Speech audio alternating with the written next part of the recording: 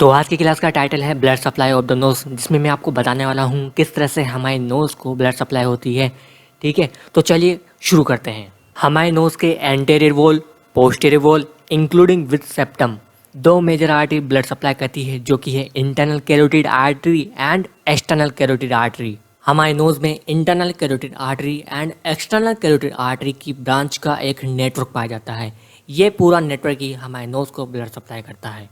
Internal carotid artery की branch ophthalmic artery हमारे nose के अपर पोर्शन से हमारे नोज़ में एंट्री करती है। जैसे ही ऑप्थेल्मिक आर्टरी हमारे नोज़ के अपर पोर्शन से एंट्री कर लेती है, ये टू पार्ट्स में डिवाइड हो जाती है, that is anterior ethmoid artery and posterior ethmoid artery. Anterior ethmoid artery हमारे नोज़ के anterior wall with nasal septum blood supply करती है। इसी तरह पोस्टीरियर एथमोइड आर्टरी हमारे नोज़ के posterior wall including with nasal septum blood supply करती है। एक्सटर्नल कैरोटिड आर्टरी की two branch, that is facial artery and maxillary artery, हमारे नोज़ के लोअर पोर्शन से हमारे नोज़ में एंट्री करती है। फेशियल आर्टरी की ब्रांच लेबियल आर्टरी नोज़ के anterior wall with nasal septum blood supply करती है।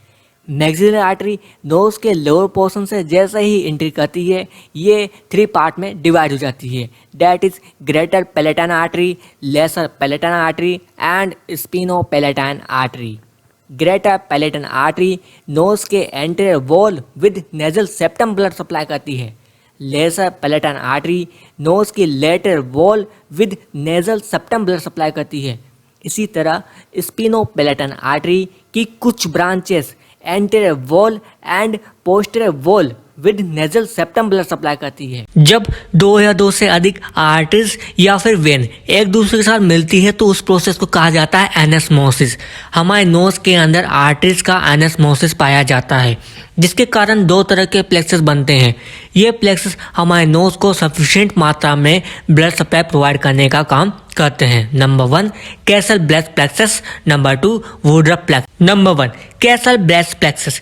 कैसल ब्लड प्लेक्सेस को लिटिल एरिया के नाम से भी जाना जाता है। यह प्लेक्सेस हमारे नोज के एंटीरियर पार्ट में पाया जाता है, यानी कि नोज के सबसे आगे की तरफ जो प्लेक्सेस देखने को मिलेगा वो होता है Kiesselbach plexus.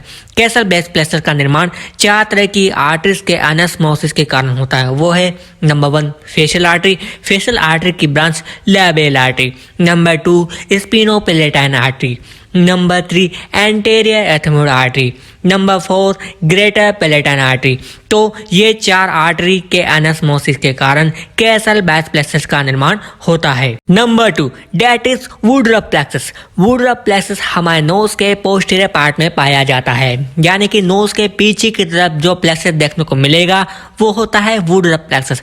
Woodruff plexus का निर्माण दो तरह की आर्टरीज के एनेस्मोसिस के कारण होता है, जो है number 1 spheno palatine artery and number 2 pharyngeal artery.